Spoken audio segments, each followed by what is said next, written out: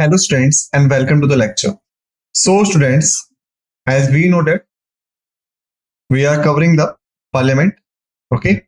And basically these are the topics that we have scheduled for the discussion under this particular series, like starting with the introduction part, organization of parliament, composition of two houses, system of elections to the Lok Sabha, duration of two houses, membership of parliament, presiding officers of the parliament, leaders in the parliament, sessions of parliament, devices of parliamentary proceedings, legislative procedure in parliament, joint sitting of two houses, budget in parliament, multifunctional role of parliament, ineffectiveness of parliamentary control, position of Rajya Sabha, parliamentary privileges, and the sovereignty of the parliament.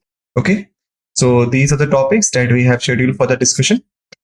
If we talk about the topics that we have covered, so we have covered the introduction part, organizations of parliament, composition of the two houses, system of elections to the Lok Sabha, duration of two houses, membership of the parliament. And the topic on which we have been discussing is the presiding officers of the parliament, and the remaining topics are the leaders, the sessions, the devices, legislative procedure, joint sitting, budget in parliament, multifunctional role, ineffectiveness, position of Rajya Sabha, parliamentary privileges, and the sovereignty of the parliament. Okay, so this is the picture that we have created so far all together. So basically we will start from where we had left in the previous lecture. So in the previous lecture, we had started the discussion over the deputy speaker. Okay. And then we had discussed the several facts and figures about it. Like the first is that deputy speaker is the second in command in the Lok Sabha after the speaker, but it does not make him the subordinate to the speaker.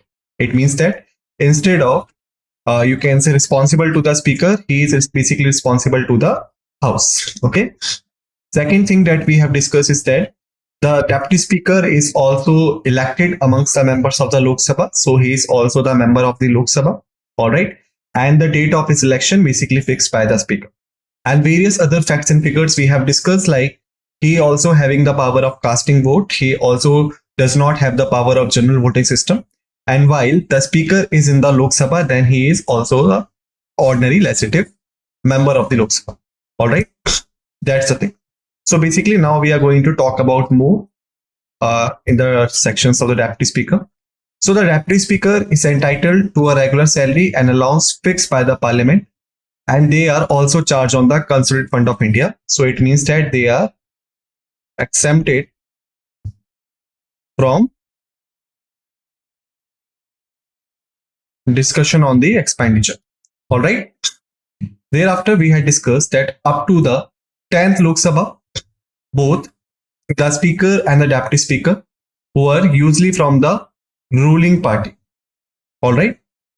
Since the 11th Lok Sabha, there has been a consensus that the speaker comes from the ruling party or ruling alliance, and the post of deputy speaker goes to the main opposition party. All right.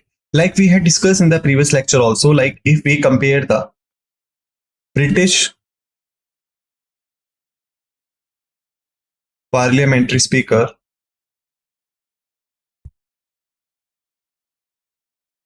with the Indian parliamentary speaker,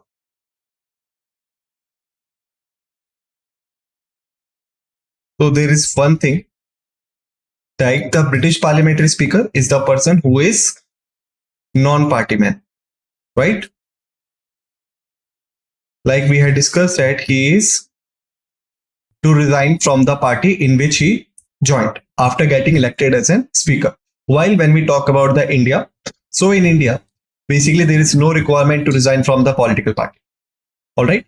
The person could be continued as a member of the local, as a member of the political party, and he could be the speaker also. All right. And here, if we connect the dots together, so what we will see that up to the 10th Lok Sabha, all right, the deputy speaker and the speaker are also from the ruling party. Why? Because we know that these are elected from amongst the members of the Lok Sabha. So whichever party is in the majority role in the parliament, all right, on the Lok Sabha, so usually the speaker as well as the deputy speaker will belongs to them to secure the maximum vote from him. All right. But after the 11th Lok Sabha, there is a provision which have been made, and you can say which have been modified, like the speaker could be allowed from the ruling party, but the deputy speaker would be from the main opposition party. Okay, to maintain the political balance in the house. All right, because these two are the presiding officers of the Lok Sabha, and if these two are belong to the same ruling party, so there will be an edge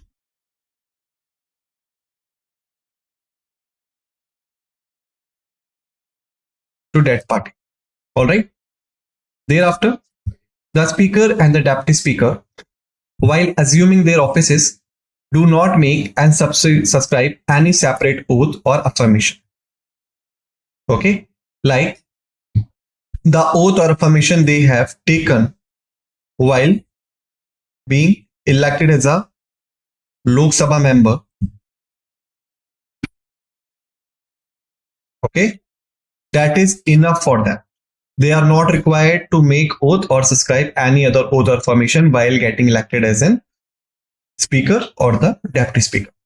The institutions of the speaker and the deputy speaker originated in India in 1921 under the provisions of the Government of India Act 1919, famously known as the Montagu-Chelmsford reforms. Okay.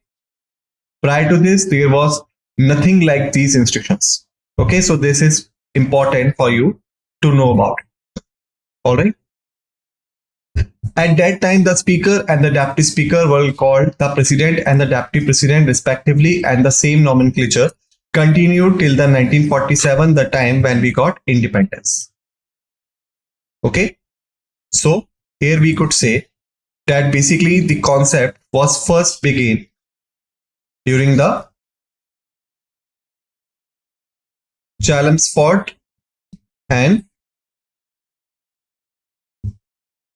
Montagu reforms of 1919, which was the Government of India Act 1919. Okay, and then first implemented in 1921. Okay, but these positions were on that time not known as the speaker or the deputy speaker. Instead of this, these were known as the president and deputy president. Okay, and this nomenclature continued till when? Continued till 1947. All right, till the time we got independence. Before 1921, the Governor General of India used to preside over the meetings of the Central Legislative Council. Okay, in 1921, there was a person, Frederick White, and the Sachinand Sinha. Okay, Frederick White was the British, while the Sachinand Sinha was Indian. They were appointed by the Governor General of India as the first speaker and the first deputy speaker respectively of the Central Legislative Council. Okay, so remember, till in 1921, when the concept was first introduced, the Governor General of India was the one who presides over the meetings. But in 1921, when the two portions created, so the first one to elected as the president of the Central Legislative Council was the Frederick White, and the first deputy president of the Legislative Council was Sachinand Sinha. All right. Thereafter, that was a time period in 1925 when Vittal Bhai J. Patel became the first Indian and first elected speaker of the Central Legislative Assembly. Okay. Because we had discussed that both the speaker and the deputy speakers are elected positions. Okay. These are not nominated and appointed positions. Okay. But if we look at here in the 1921, when these positions were introduced for the first time, so these were appointed, not elected. So on that time, that was an appointed position. And for the first time, when it converted into the elected one, so in 1925, The Vittal Bhai J. Patel was the first person to elected as Speaker of the Central Legislative Assembly. Then it was the first time when this position became the elected position. Okay. So the Government of India Act 1935 changed the nomenclatures of President and the Deputy President of the Central Legislative Assembly to the Speaker and the Deputy Speaker respectively. Alright. So remember, in 1921 when the position was introduced, these were known as the President and the Deputy President. And then after the 1935 acts, these were changed to the Speaker and Deputy Speaker respectively. Alright. So Government of India Act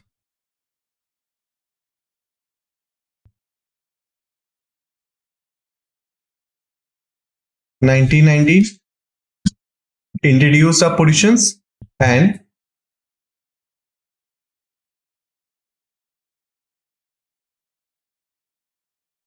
Government of India Act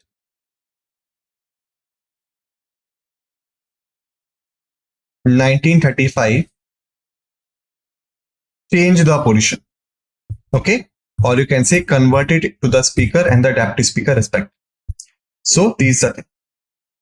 However, the old nomenclature continued till 1935 as the federal part of the 1935 Act was not implemented. Alright, so you can say, however, the position's name and the nomenclature was changed already in 1935, but due to implementation of the federal part of that particular act, the nomenclature continued till 1947.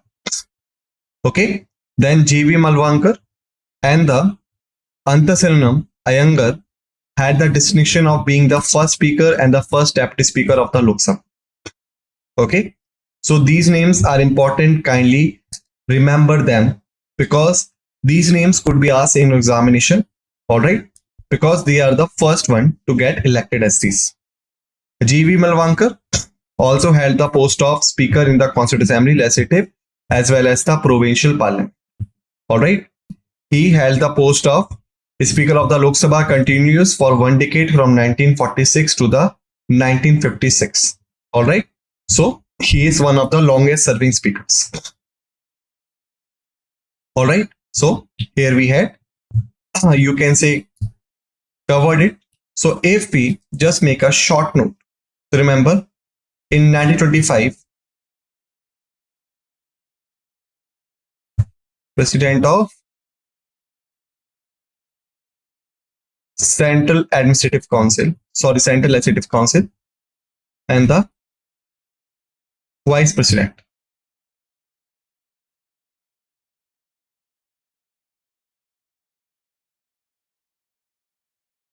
First one was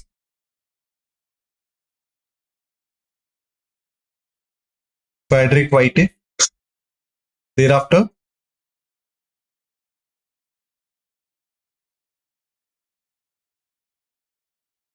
Sachinan Sinha. All right. And we know that these two were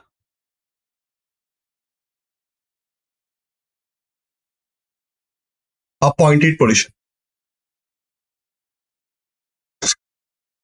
There was an year of 1925 when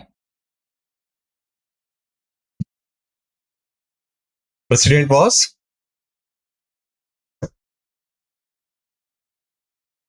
Vittal Bhai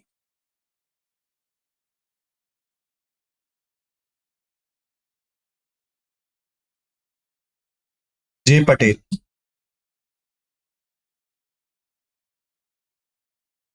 Okay, and this position was elected position. Thereafter, if we talk about after the 1947, or you can say 1946 basically. So the Speaker and the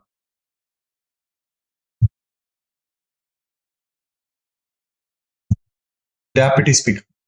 The Speaker was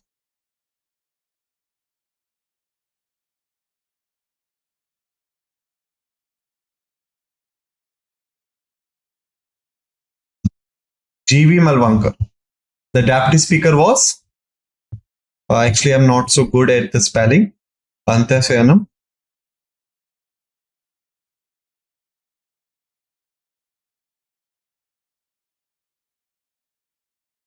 Iyengar. Okay, so just keep this short name, or you can say just this short, you can say note in your mind. All right. Thereafter, let's move forward. So now we are going to see the panel of chairpersons of the Lok Sabha. Okay. So under the rules of the Lok Sabha, the speaker nominates from amongst the members a panel of not more than 10 chairpersons. Okay. So whosoever would be under these 10 chairmen, these were also the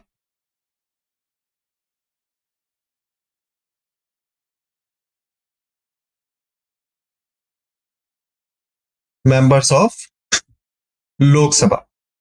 Any of them can preside over the house in the absence of the speaker or the deputy speaker. Like we know that basically these are the one who are responsible to preside over the meetings of the house. But in case both of these absent, both of these are not present, if there is any case like this, so basically these 10 chairpersons, any of them would be preside over the house meetings. They have the same power as the speaker when so presiding, holds office until a new panel of chairperson is nominated. Okay. When a member of chairperson panel is also not present, any other person as determined in the house act as the speaker. Okay. So if we just look down the hierarchy, so we can say first, second, third, and fourth. That is the hierarchy.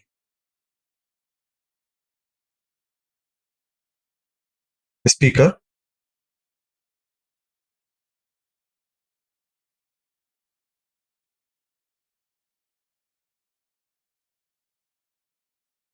deputy speaker,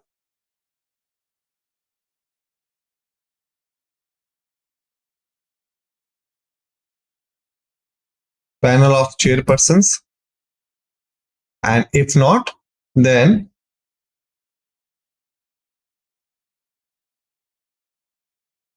member of house determined by the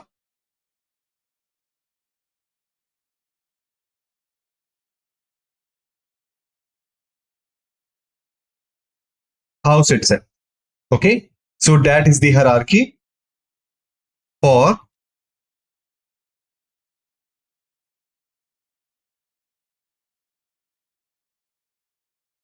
presiding over the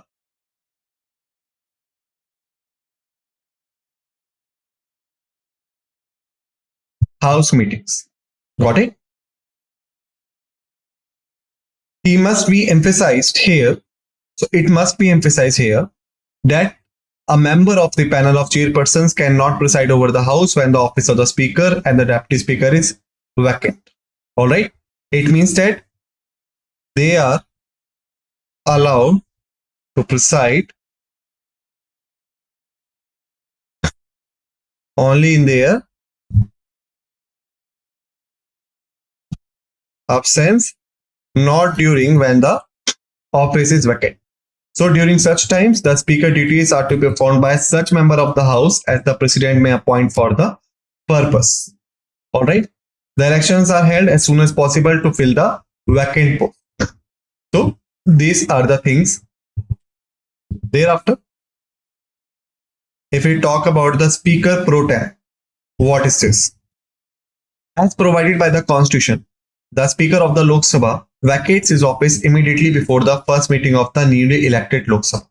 Like we had discussed, that once the Lok Sabha overs, the tenure is over, and if the Lok Sabha dissolves, still the speaker is not required to submit his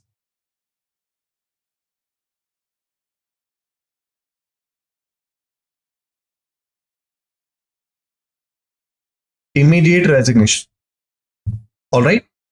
But he will continue to hold the office until the newly elected Lok Sabha meets. So in the first meeting of the newly elected Lok Sabha, before this, he immediately vacated his office so that this newly elected Lok Sabha could decide that who should be the new speaker of the Lok Sabha. Therefore, the president appoints a member of the Lok Sabha as the speaker pro tem. Usually, the senior most member is selected for this. It means that speaker pro tem is the member who presides over Lok Sabha until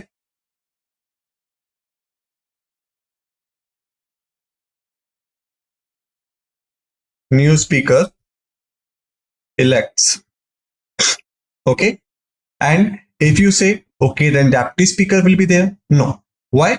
Because the elections of the speaker will be held first and the deputy speaker elections. All right. So technically, if the speaker vacates his office, the deputy speaker's office automatically vacates. Okay. And till the speaker office fills, the deputy speaker office could not be filled. All right. The president himself administers oath to the speaker pro tem. Okay. Like if we talk about it, we know that the speaker and the deputy speaker not required to take the, you can say, other oath. Okay. Why? Because these are already the member of the Lok Sabha. So once they get elected, they take the oath. And after this, they are not required to take any other oath. All right. But if we talk about the speaker pro tem, so he is the person who basically appoints. Remember that this position is not elected, but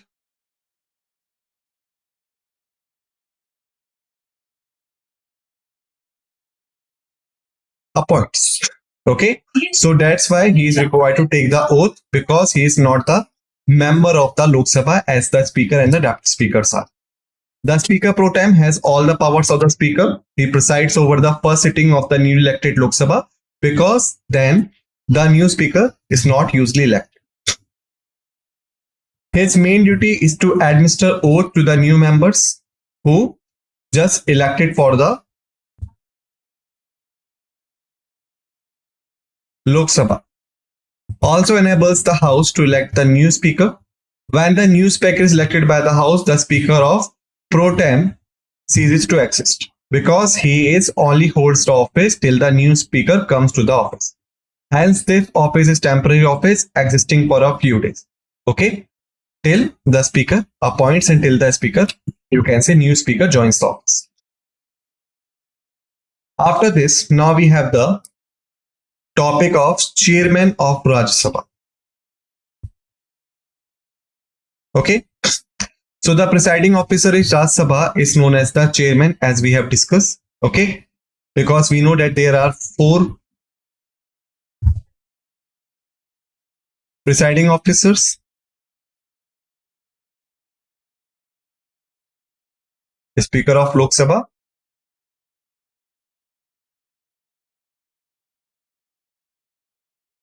deputy speaker is Lok Sabha,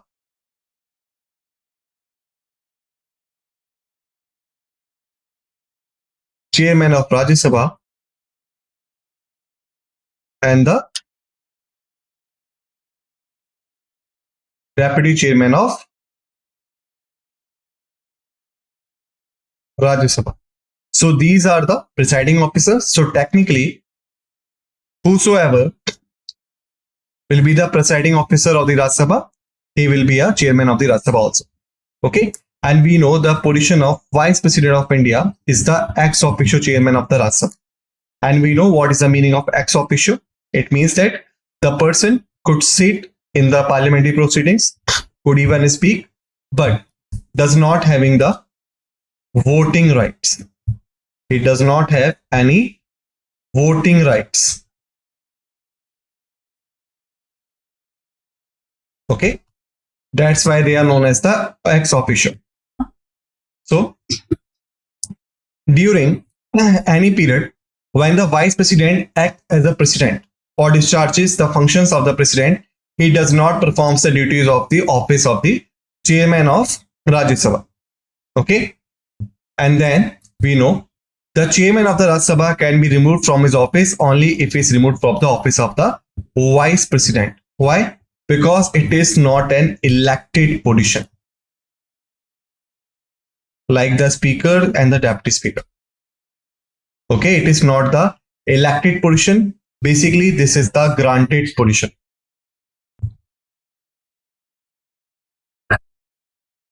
Like the Rajya Sabha chairman position has been granted to the vice president of India. Okay, so technically, who will be the vice president also holds the office of chairman. All right. So until or unless the person not removed from the office of the vice president, the person could not remove from the office of chairman of the Rajya Sabha, because this is the granted position, and you can say this is interconnected position. As a presiding officer, the powers and the functions of the chairman in Rajya Sabha are similar to those of the speaker in the Lok Sabha. Okay. However, if we talk about the speaker of the Lok Sabha, so he has two special powers which are not enjoyed by the chairman of the Rajya Sabha. What are these powers? First, the speaker decides whether the bill is a money bill or not. Any decision on this question is fine. If we talk about the first power, so remember, whenever the annual financial statement presents, okay, so in short we call it as a budget, it will always be presented in the Lok Sabha. Okay, and who will present it? Who will present the AFS? The Union Finance Minister. Okay, the Union Finance Minister will present it. All right, and we know in this the two things are presented: the planned expenditure the government is going to make, and the expected revenue the government is going to earn. Okay, and all of this planned expenditure is basically contained in a bill which we called as a money bill, and this bill presented for the discussion and votings, and once the bill got passed, then only the money could be withdrawn. All right, so basically if we talk about this thing, so we had discussed that this is exclusively given to the Lok Sabha, and if it is a matter of Lok Sabha, so ultimately the speaker will have the power to decide whether the bill is money bill or not. Okay, so that's how the first power justified. Second, the speaker presides over the joint sitting of two houses of parliament that we had already discussed. Like whenever there is a deadlock situation, okay, it means that one house passed certain bill, but the another house refused to pass the bill. So that will be a deadlock situation. So for this purpose, the joint sitting organizes so that the members of both the house could sit together, decide what are the things that need to be changed and modified, and then the bill will, you can say, presented again for the votings. All right. So whenever the joint sitting organizes, the speaker presides over them. Okay. So unlike the speaker who is a member of the house, your chairman is not a member of the house. Why? Because I have told you that is a granted position, while the speaker is the elected position. Okay. But like the speaker, the chairman also cannot vote in the first instance. So he is also having the casting vote powers, which he could use during the tie situation. He too can cast a vote in the case of equality of votes and in the case of tie-up situations. Okay. The president, the vice president cannot preside over a sitting of the Rajya Sabha as its chairman when a resolution for its resumal is under the consideration, like the speaker. However, he can be present and speak in the house and can take part in proceedings without voting because he is also the ex officio. Even at such a time, while the speaker can vote in the first instance when a resolution for its removal is under consideration of the Lok Sabha. As in case of speaker, the salaries and allowances of the chairman are also fixed by the parliament. They are charged on the Constituent Fund of India, so that they are not subject to the annual vote of the parliament. Okay. During any period when the vice president acts as president or discharges the functions of the president, then we know he is not entitled to the salary or allowance payable to the chairman of the Rajya Sabha because he is not longer act as it. but he is paid the salary and allowances of the president during such a time. All right, these are the things. So students, basically in this lecture we have finished it here. In the next lecture we will continue from here. Till then you are required to revise all the facts and figures that all we have discussed in this lecture. Okay, let me tell you one thing clearly, that the parliament will take a time to cover. Okay, the lectures are going to be longer. Okay, so if you are not revising the parliament on the daily basis, okay, what will happen? The things will be pile up for you during the long course of time, and then you will start facing difficulties when you have to revise them. So that's why I'm telling you, just revise all the facts and figures on the regular basis. Okay, so students, with this note, let's end this lecture, and what we say thank you.